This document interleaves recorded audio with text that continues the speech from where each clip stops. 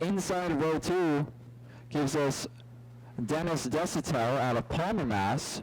And that's the 1939 Chevy Coupe. Has a 355 under the hood with a 3-speed at his right hand on a Raceworks chassis. The green flag waves and the 57 of Blanchard gets out to an early lead. And the modified division, though, John Talbot looking to hold off Daryl Dutch as they come off of turn 2 together. Of course, a bit of a more gingerly pace for these old yet beautiful cars. Still coming around here at a pretty decent clip. Number 57 car still able to command at the helm. 6 car with the look to the outside. The 44 car has made its way up to 3rd place after starting 6th.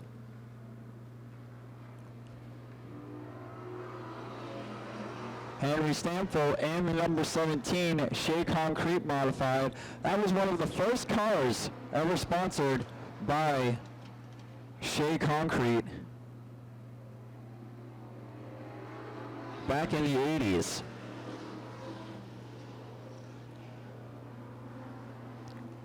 Number 57 car, still with the rear view mirror full of Daryl Dutch.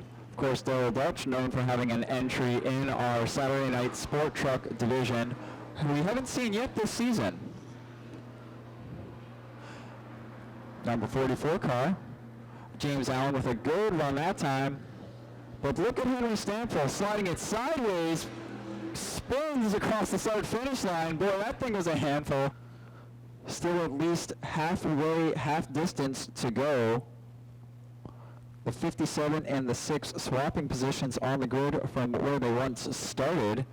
Steve Bowden got away with the green flag. It's the 6 of Daryl Dutch with the jump into turn 1, but the 57 quickly recouping its advantage as they dive down the back straight. They're coming off for 4 now. 57 car. David Blanchard wrapping his Malibu around the inside of turn 2 and down the back straight. A little further back, that 17 car of Henry Stamfel back to 5th now. Still looking to make pace on the 110 of Kurt Snow. Still the 57 and the 6 together through 2 and 3 and 4. James Allen sitting pretty in 3rd, waiting to see which lane's going to open up for him as he tries to navigate his 1939 Chevy Coupe to the checkered flag. 5 laps remaining. That's right, 5 laps to go as Steve Bolden waves hello to his field of antique racers. Leaders starting to catch the lap traffic now. 3 wide through turns 3 and 4. Boy, that's a tricky situation, especially when you're driving a 100-year-old car. Certainly don't want to swap any paint on these things. That's right. Taking these things home in one piece is the only option when you're dealing with cars that are this old and this cherished. 4 laps to go, that time by. And we're still neck and neck at the lead. Daryl Church, Daryl Dutch, still with the nose to the right rear quarter panel of David Blanchard. 44 of James Allen waiting to see which lane gonna open up for him, if any at all. Time starts to run out as the white flag is in the air. Still a 2-wide battle at the point. 57 car peeks his nose out as he rounds the last half circuit. Lap traffic making it interesting. 57 car going to take the checkered flag first, followed by his 6th. 44 car coming home 3rd. 17 bringing it home 4th. 110 5th. The 27 car coming home 6th, followed by the 23. Followed by the... David started outside of the front row, and then once you got to the front, you were able to hold on to the first place for the duration there. Yeah, it was a fun race, and it was really glad to be back to Seekonk Speedway, and thank you for having us. Yeah, well, it's always a pleasure to have the Antiques here, and just tell us about how special it is to just be able to drive out here with just some of these precious treasures of cars. I don't know if this one's very precious, but it's pretty old.